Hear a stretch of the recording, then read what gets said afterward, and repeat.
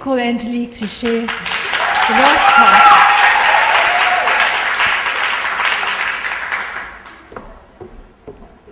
Thank you. Well, welcome back, everybody. The one thing I've discovered about the people on the South Coast is it's not only the South Coast that's warm, but it's the people that are warm. So give yourselves a hand. You know, time is a very, very precious gift that we have. And the fact that you've chosen to spend this time of your life here today honors you, honors me, honors God. Because the one thing I've discovered about time, it's the best kept secret of the rich. Do you know that? Time is the best kept secret of the rich. Do you know why? You can always make more money, but you can never make more time. So if we go back to our habits, what are we doing with our time? Because our time is going to determine what we do with our life. Because in the framework of time, we are making choices. And there are three things that confront us as human beings every single day. And those three things are opportunity, choice, and time. What are we choosing within the framework of time with the opportunities that present themselves? Not a lollipop one anymore.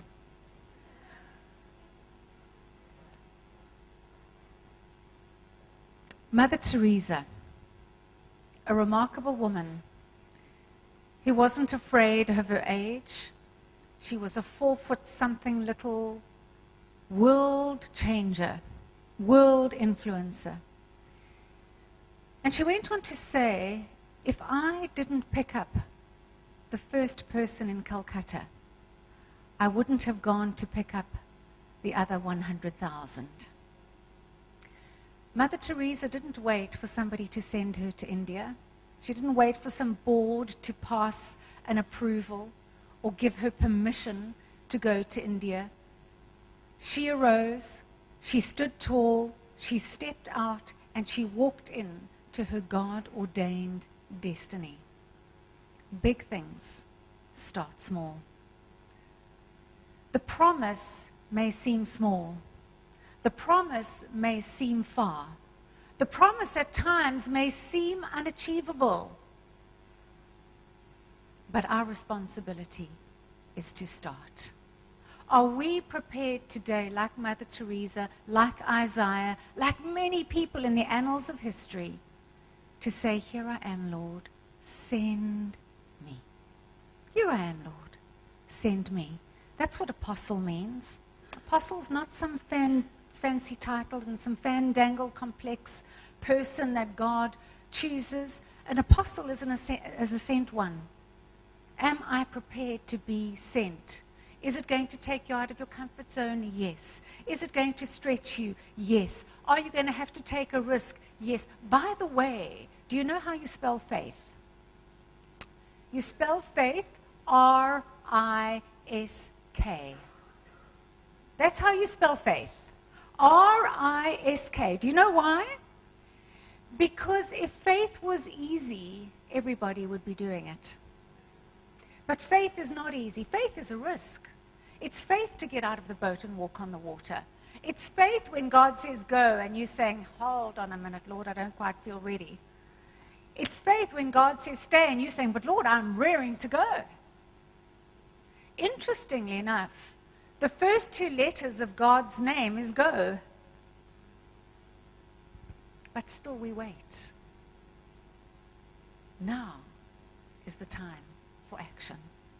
Now is the time to stand tall. Now is the time to arise and say, God, send me.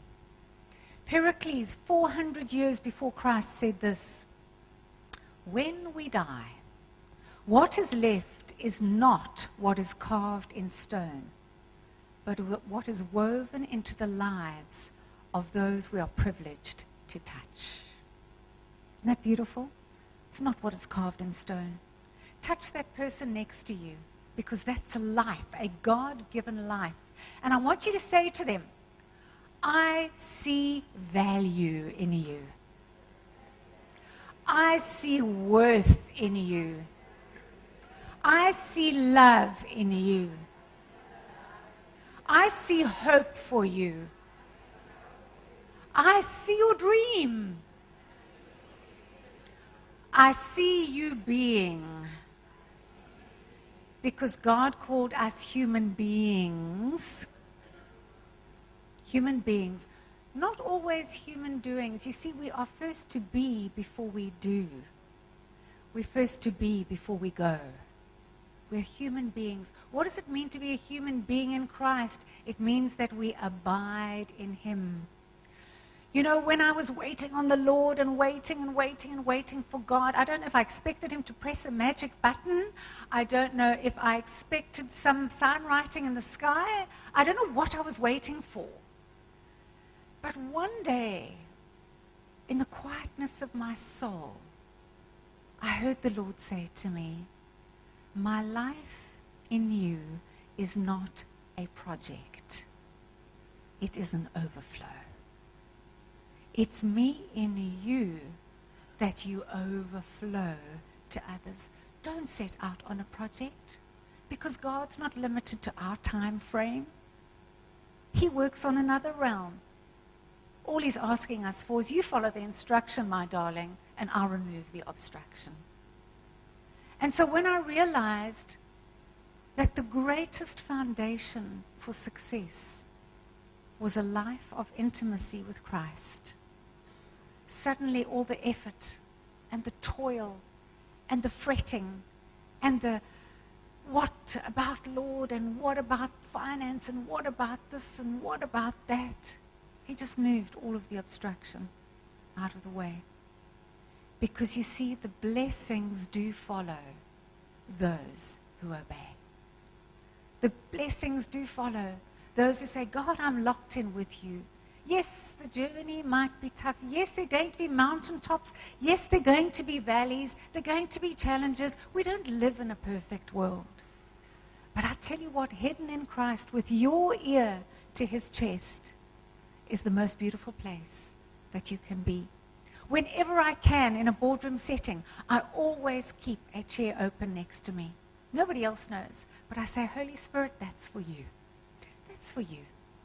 Why? Because as we meet here today, I need your wisdom. I don't want to think as a man thinketh anymore. I want to hear how God thinks, because that's how we're going to influence. That's how we're going to impact. The world is waiting for the sons of God to be manifest. The world is waiting for the influencers and the world changers and the impactors to come upon the world. We've seen people who are not born again influence this world. Thank God for them. The Bill Gates and the Stephen Jobs. They've changed our world. Look at the medical breakthroughs that we're seeing right now. But you know, the cry of my heart is, God, I can't wait for the world to see you through your people. I can't wait for the world to see you through your people. The world at the moment is showing us how to do it. We should be showing the world how to do it. So you are sitting next to uniqueness. You are sitting next to greatness. And you know what? We owe it to one another to dig into that person's life and pull out the best in them.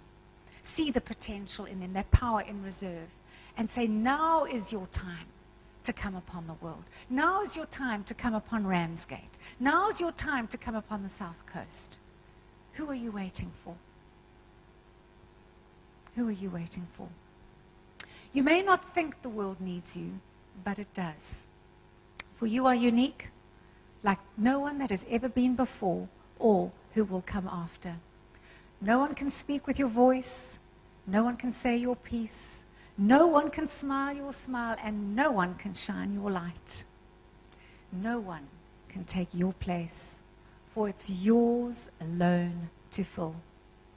If you are not there to shine your light, who knows how many travelers will lose their way as they pass by your empty place in the darkness.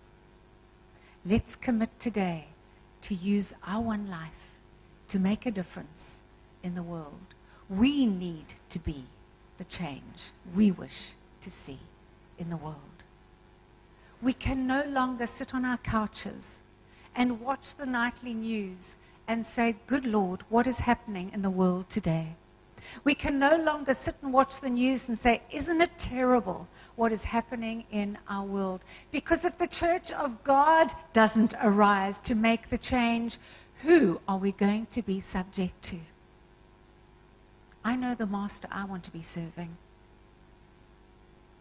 But unless we arise and we start to influence and we start to reach out and touch through our eyes, through our hands, through our words, this nation is not going to feel your impact and your influence. I've also discovered in my life that sometimes you need to give up your dream in order to reach your destiny. Pastor Laurel, you need to give up your dream in order to reach your destiny. You see, we do have dreams, but God's dream for us is higher than even our dreams. And so our dream needs to be swallowed up in the higher purpose of his destiny.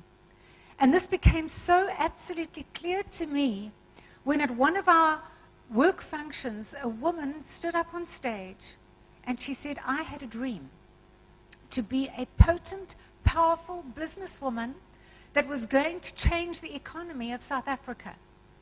And she said, I was so focused, so committed, so dedicated, until my son, who was 5, beautiful young Michael, started to become ill. We took him to the doctor and we were told we left it too late. But for us, the signs weren't that obvious. We couldn't quite see. We knew he wasn't well, but we couldn't quite see what was wrong with him. And he had a very rare form of muscular cancer. They lost Michael. And Vera van Dalen went through a stage where she was angry with God.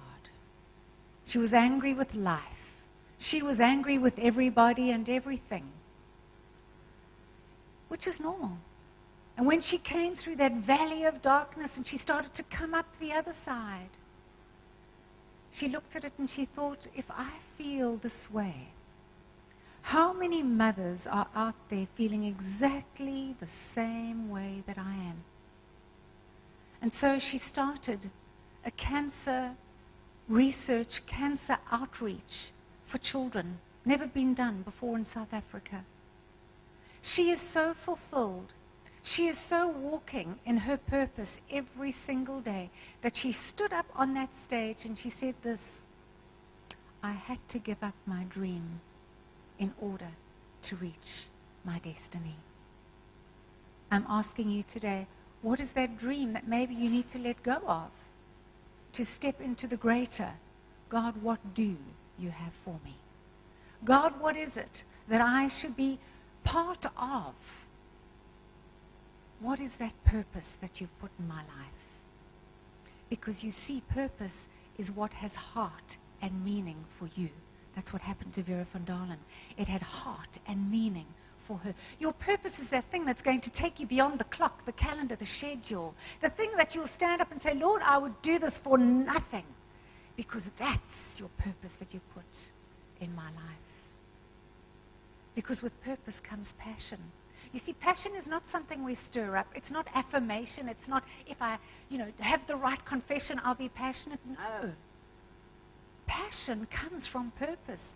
Passion is not something we generate. Passion is an overflow because you are fulfilling your purpose. We're often taught that be careful of love because it can hurt. And be careful of hate because it can damage. But the thing that we really have to be careful of is indifference. I wish you were either hot or cold, because indifference I cannot deal with. I don't know if you're here or there, up or down. And indifference stops us from reaching our destiny. We need to be passionate as an overflow from our purpose. Because when we are purpose-driven, when we are passion-filled, productivity becomes a way of life. I have lived in poverty, And I have lived in prosperity, and nobody will ever convince me that poverty is of God. It is destructive. It wrecks lives. It wrecks relationships. It wrecks futures.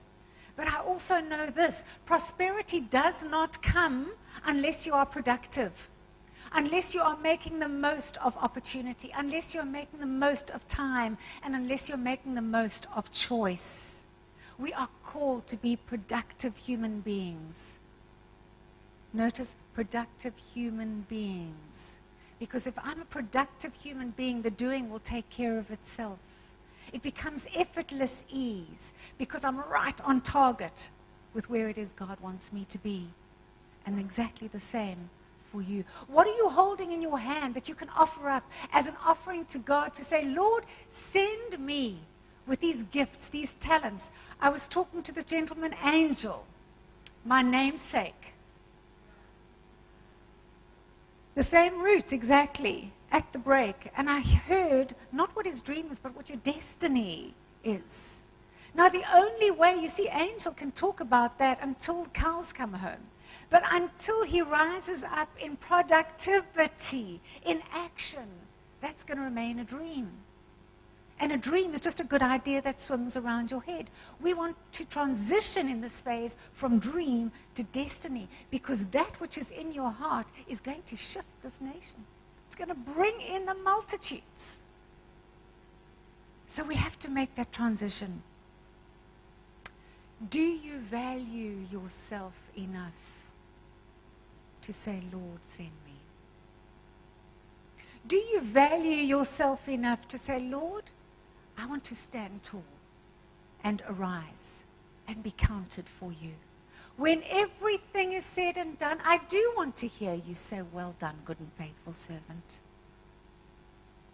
But you see, I cannot give what I do not have. So do I firstly see myself with the eyes of God and the love of God that He has put in you? Am I able to wake up in the morning and say, Lord, thank you for making me me. Thank you that I am unique. Thank you that I am different. You know what the most wonderful thing is? We must value the differences in everybody else because God's made them that way. That's what is so powerful about uniqueness, is value the differences, resist the division. Don't say to somebody, because you're not like me, I can't be with you. Because you're not like me, I can add value to your life like you can add to mine. I was chatting to two remarkable women, Stephanie and Melinda, outside. And you know what? Their differences and their uniqueness and their stories in that split moment in time added so much value to my life. Are we aware enough to recognize the value in ourselves and the value in other people? You know what I've discovered about value? This is a treasure. The more value you add, the more in demand you become. The more value you can add, the more in demand you become. What is your USP? What is your unique selling proposition? That's what we talk about in business. What is the USP of this product? Well, you are a product of God. What is your USP? How are you going to stand out above everybody else? And may I ask you the question, why are you trying so hard to blend in when you were made to stand out? God created you beautifully, you, for a reason. Do you know why? Because you will touch people I will never touch. And I will touch people you will never touch. Do you know why? Because God has got us placed in the communities, in the town, in the area, in the city, in the nation where He wants us to be an influence. Do the people in your community even know you're alive? Are you allowing yourself to be that vessel to say, here I am, Lord, fill me, use me, let me reach my destiny? But particularly for you women, I'm going to say this. We have a terrible habit of putting everybody else first. We're taught from the time we're this high Don't say no. Don't fight. Be nice. If they ask you to do this, say yes. And so that becomes part of our way of being. But eventually, we are so depleted. We are so exhausted. We are so overused. We are so worn out that there is nothing left of ourselves, firstly, to give to ourselves. And secondly, we give the leftovers to God. We may squeeze in a few minutes here and there and say, Lord, you understand. I'm just so wrung out. I travel in aeroplanes all of the time. And when they do that pre-flight announcement, that in the event of an emergency, an oxygen mask will fall from the panel above you, what does it say? Make sure you put on your own oxygen mask first before you attempt to help anybody else. Why?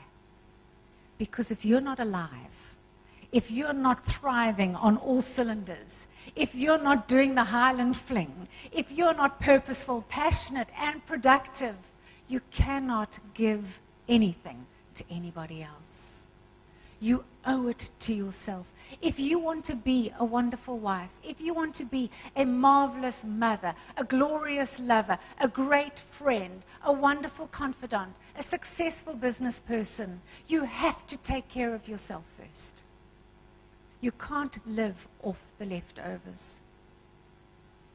It's part of our wealth creation. You see, wealth is not just about finance. Wealth is about health. Wealth is about imagination. Wealth is about influence. When you have a wealthy mindset, opportunity rises up to meet you. God doesn't have a poverty mindset. He has a wealthy mindset. He's just saying, I wish my people would get it. Finance is the easiest thing for God to give you. The only thing I'm going to ask you today is, are you a willing and responsible vessel? Because coming from nothing to coming to prosperity, I will put down to one thing and one thing only, and it's this. What God can push through you, He will give to you.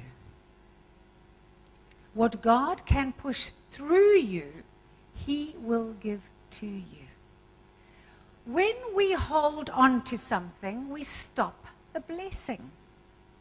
When we give, we open the pipeline. There is a pipeline of blessings waiting to come to you.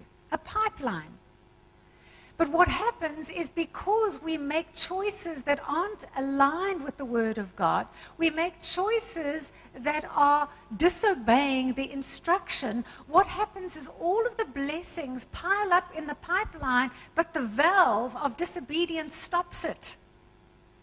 And then our prayer life goes, but Lord, I've been praying for years for a breakthrough in this area.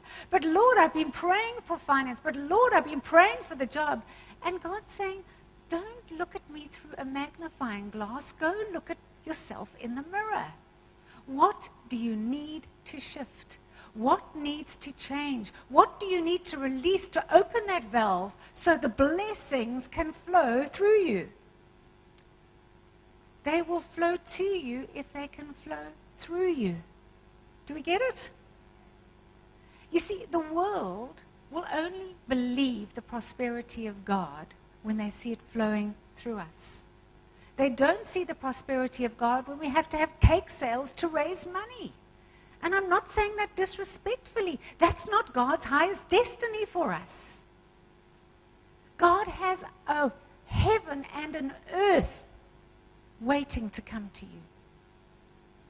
Are we willing to open our hands? Or do we have a clenched fist and hold on to everything that comes our way, because just maybe tomorrow we might be without? You see, when you give out of your need, God will give you unbelievable seed. And you need seed in the ground in order to have a harvest. take every opportunity that you can. And by that, I don't mean silly giving. I mean God-ordained giving. God, what do I do with the seed you have blessed me with? What do I do with the seed? I want to put it in a place where I know there's going to be a harvest. And when his harvest comes, it is overwhelmingly abundant. But all he's asking for is, what are you prepared to give? You cannot say, when I have R1,000,000 cash in the bank, then I'll tithe. If you're not giving 10 rand out of 100 rand, you're not going to give 100,000 rand out of R1,000,000 rand. That's truth. You see, if God can't trust us with the little things, he's not going to trust us with much. That's why we need to look in the mirror and say, Lord, how am I leading? How am I leading my life? How am I leading my followers? How am I leading my business? Am I leading by example? Big things start small. The truth is, you are going to reap what you sow. So if your harvest is little, just go back to God and say, all right, Lord, so where should I sow some more? Where should I sow some more? And it's not always just in finance, by the way. We can sow in time. We can sow with our talents. We can sow with our treasures. We can sow in so many different ways. Do you know that you can sow with a smile? You can sow with a word of affirmation. You can sow with a kindness. One small act of compassion can change the world. That's the whole concept of paying it forward. So you might be here today and you're looking at the history of your life and where you find yourself today. And I know this, that as you've gone through the journey of your life, you would have gone through these 4 areas. The number 1 area is the groundbreaking area. That's where it takes the effort and the energy to break up that hard soil that is underneath your feet, because you know you want to plant the seed of your gifts, your talents, and your abilities. But you need to go through that groundbreaking season. It takes courage to break new ground. But if you're sitting here today and you're frustrated, or you're sitting here today and you're saying, you know what, I've been praying that prayer for far too long, it's time to take action. That's your groundbreaking season that's coming to you. We need to break fresh ground to be able to put fresh seed in that soil. You also will have the heartbreaking seasons of your life. That's just part of life. All of us have had the heartbreakers. But you know what's so amazing is when you come out of that heartbreaking season, there is such a depth in you that it becomes a wellspring for others to drink from. Those heartbreaking seasons are very, very necessary. The third one are the cloud breakers. So now we found our courage, we found our traction, we found our grit. And we're saying, Lord, I can deal with the heartbreak. I've seen the ground breaking up beneath me. I see the seed in the ground. And so now the Lord starts to take you to that place of where you're becoming a cloud breaker, where you're starting to see with new eyes. You're starting to have fresh vision. And you know what's amazing about vision in Habakkuk 2:2, and I believe this with all of my soul, is write the vision, write what God shows you, for in due season it will come, and it will not disappoint on its day of arrival. That's the cloud breaker. And where God really wants to take us as his people is to the chart breakers. Off the charts, making an impact, influencing, touching, shaping lives, shaping not just people, but shaping nations. That's the chart breakers, people of influence and impact. Woman Arise, my company, is based on Isaiah 60, and I'm going to read from the Amplified Bible. And it says this: arise from the depression and the prostration in which circumstances have kept you. By the way, do you know that depression is said to be one of the biggest diseases the world is going to face, bigger than anything else we've ever known? Recent research shows that. You know what I've discovered about depression? Depression is anger without expression. Depression is anger without expression. What have you got to get out of your Fenter trailer in order to arise? Arise, it's an instruction. Arise from the depression and the prostration in which circumstances have kept you. The invitation is rise to a new life. Shine. Be radiant with the glory of the Lord, for your light has come. Not will come, not one day when, not if. You know that word life. In the word life are two little letters in the middle. I and if. If I do it right today, I'll have no regrets tomorrow. It's an instruction. Your light has come, and the glory of the Lord has risen upon you. And here's the thing we're seeing in our world right now. For behold, darkness shall cover the earth, and dense darkness all of the peoples. But the Lord shall arise over you, and you, and you, and you, and you, and every single one of you for a purpose. His light is going to arise on you for a purpose. What is the purpose? He wants you to do something with it, to show the people who are in dense darkness that life can be different in Christ. Today is a new day. We need to forget those things that have been. As marvelous as they may have been, it's a new season. As desperate as they may have been, it's a new season. It's a new day. Isaiah 43:19 says this, behold, and this is a promise, I am doing a new thing. Now it springs forth. You see, it's the seed in the ground. Now it springs forth. Do you not perceive it? And do you not know it? And will you not give heed to it? What is God saying to us? I'm doing it. If you will obey my instruction, I'll remove the obstruction, because now it is springing forth. I will even make a way in the wilderness and rivers in the desert.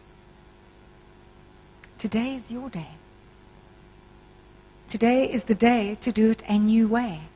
Because if we keep on doing it the same old way, we're going to be very frustrated. And frustration is a sign that change is needed. And who's going to make the change? You are. We had the extraordinary privilege some time back to have dinner with John Maxwell and his wife Margaret. And it was a sponsors' dinner. And after the dinner, David Malapa said to John Maxwell, I know you've got a big day tomorrow, John, but could you just talk to us for 5 minutes because of the leadership that's in the room? And I thought, 5 minutes, what would I say in 5 minutes that would be impactful? And this is what John Maxwell said. He said, as a leader, you are going to meet people every single day of your life who are going to be asking the question, can I do this? Can I? Isn't success just for other people? Isn't joy just for a select few? Isn't wealth just for a certain band of people? You're going to have people saying, can I do this business? Can I go to your church? He said, our role as leaders is to take them to the next level. And the next level is when they're asking, how can I? You as a leader are going to be there to say, I can help you. Because in their mind, they might not ask it, but they're asking the question, can you help me? Because I've seen the road that you've walked. I've heard your story, and every single one of you have a story that you should be sharing every single day of your life. Why? Because your story is your testimony. Your story is your lifeline. Do you know that people might try to take many, many things away from you, but the one thing they can never take away from you is your story. They can never take your story from. Why? That's your truth. So they look at your life and they say, if you've done this, can you help me?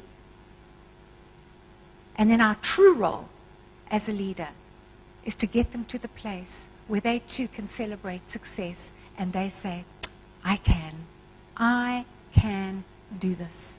Because that's part of the mentoring process. The mentoring process is for somebody to learn from you until you give them roots and wings and they can learn to fly on their own.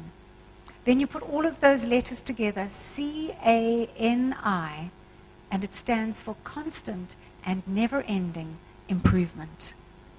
And that should be our dedication to God. Constant and never-ending improvement. Then in the last minute, he said these things. He said, if you are a leader in any form, and he said, I'd love to believe that every single human being would see themselves as a leader, because what is a leader? It's not a title. It's not the one with the most money. Leadership is influence. Nothing more, nothing less. You can influence at any level. Little children can influence you. Influence is not a title. Leadership is not a title. And he said, as a leader, you've got to ask yourself these three things. Number one, let's look at it for people perhaps in this congregation or at your workplace. The first thing people want to know is, do you care about me? Do you care about me? And I mean really care about me. Do you care enough? The second thing is, can you add value to my life? Remember, the more value you add, the more in demand you become. And thirdly, can I trust you? No trust, no relationship. No trust, no leadership. Can I trust you? So do we want to step into a new realm of leadership today? The answer is yes.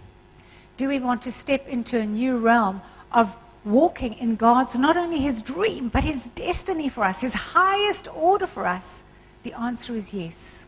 So I'm going to give you a recipe today that you can take away and analyze your own life, offer it up to God and say, Lord, here am I. This is my take on all of these things. I am willing to do it. So Lord, here I am, send me. Number one is go back to those possibilities. Remembering that imagination is your true wealth. If you can see it, you can do it. That is a truth. What you see is what you get. What you say is what you get. So use your God-given imagination for greater possibility. I call it possibility thinking. Use your imagination. Number two, you have to look at the priorities in your life. What is important for you? What are priorities for you? Put first things first. Major on the majors, don't major on the minors. What are priority issues for you? Remember, time, opportunity, and choice confronts you every single day. So what are your priorities with those three things? What is absolutely a non-negotiable for you? And you need to have a look at it across every spectrum of your life. Number three, you need to write down your vision. You need to write down your plans. Habakkuk 2:2 is not just a good suggestion. It's an instruction.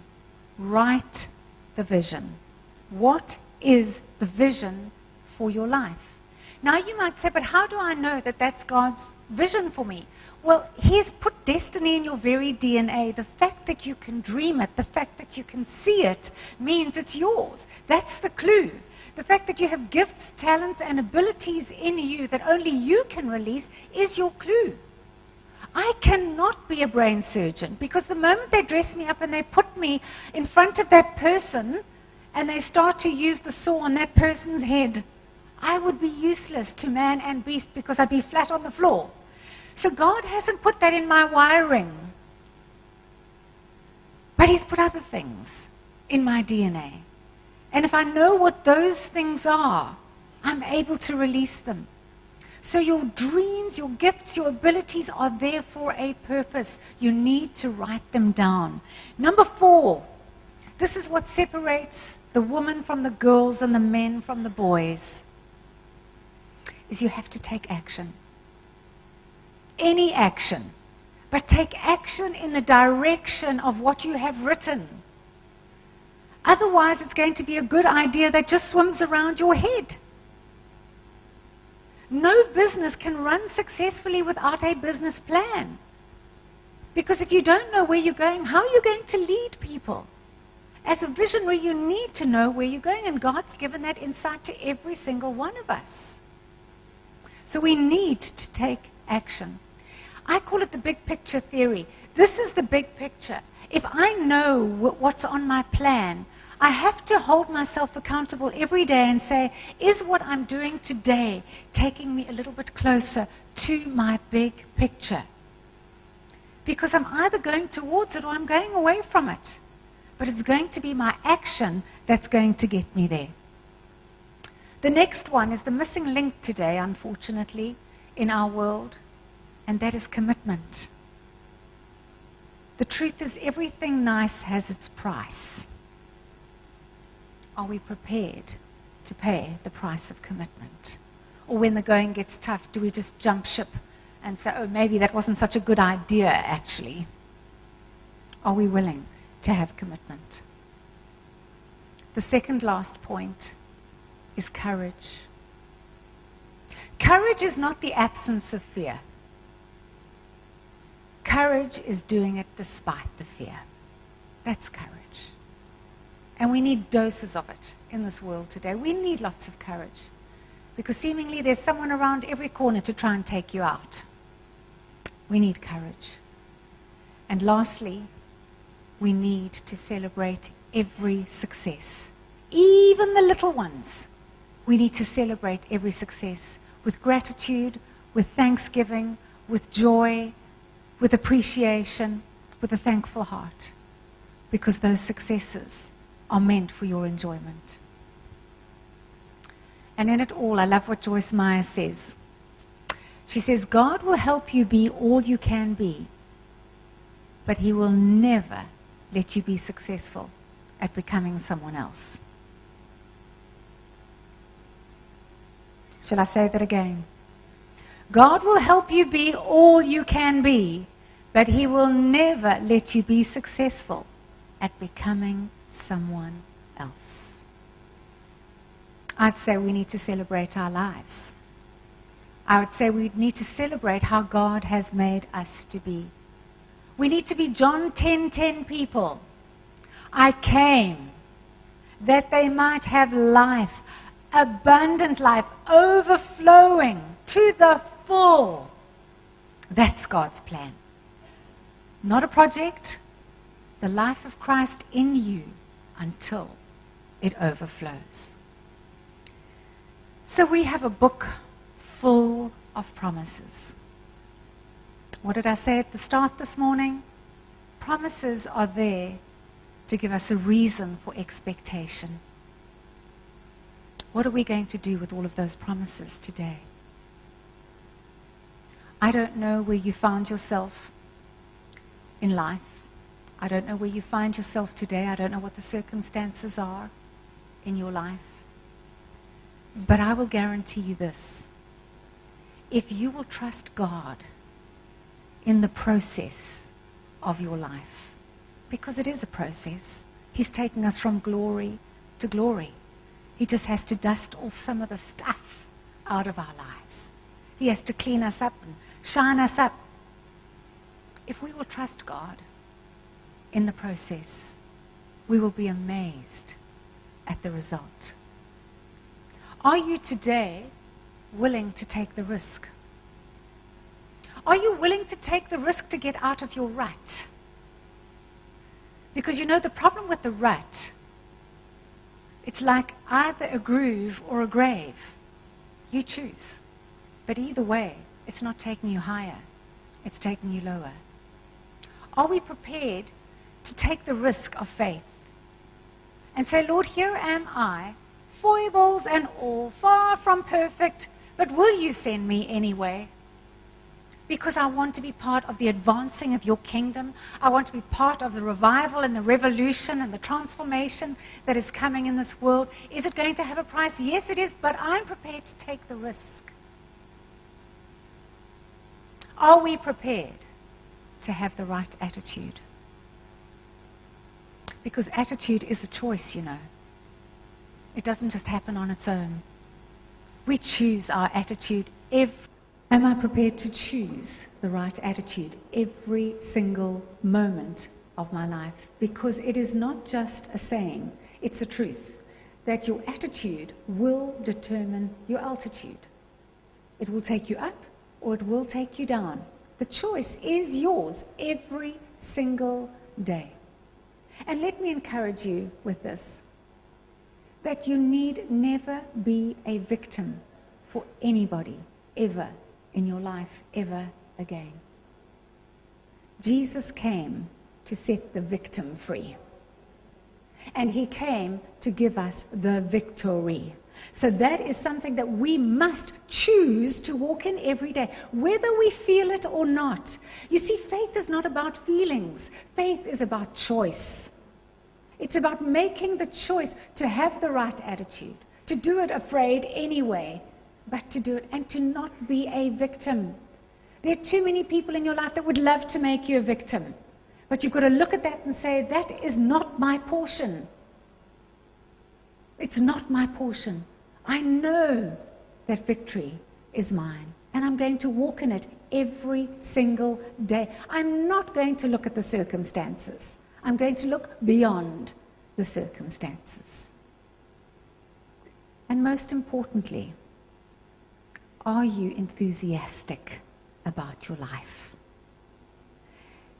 It's a startling fact to think that when today is over, it's a day you will never have over again in your life. So why do we waste this precious commodity called time with bad attitudes, depression, worries, fearfulness, anxieties, and all of the other E's that go along with that? Instead, to just start being enthusiastic about life. We have got so much to be thankful for. We could be Syrian refugees. We have got so much to be thankful for. And let me alert you to this, that every day of your life, you are writing another page in the history book of your life. You are leaving a legacy for other people who are coming after you to one day read the story of your life. What is it going to say about you? Is it going to say that this was a person that autographed their life with excellence? We're not talking perfection. Perfection belongs to God. We live in an imperfect world. To expect perfection is a burden too great to bear. But I can autograph my life with excellence. An inspirational speaker from America says this, and he's so right. He says, the way you do one thing is the way you'll do everything. Do we autograph our lives with excellence? We should. Do you know why? We are ambassadors of the Most High God. I never walk into a building, I never walk into an office, I never walk into any establishment without being thoroughly aware of the fact that I'm here on a mission from my King as his ambassador to do what's on his agenda today. Therefore, shoddy, second-hand doesn't work for me. Because the way we do one thing is the way we do everything. Do we autograph our lives with excellence? Do we maximize every moment of our lives because this is the only moment we're sure of? Do we put off procrastination? Procrastination is the grave in which opportunities are buried. Is our mindset, I'll do it one day, or I'll do it tomorrow, or I'll do it when I feel better, or I'll do it when it seems right, when opportunity is here and opportunity is now? Are we prepared to obey the instruction so God can remove the obstacle? Are we prepared to work hard? Because it's going to take hard work. That's what productivity is. But the harvest is great if we do not faint in the process. And most importantly, are you going to love God in a new, a fresh, and a committed way like you've never done before? Because when you love God, it opens a portal of heaven above you that will give you favor with God and with man. So from my heart to yours, thank you so much for your time. I pray I've been able to deposit some seed into your life that will go and produce a harvest for eternity. Thank you and God bless you.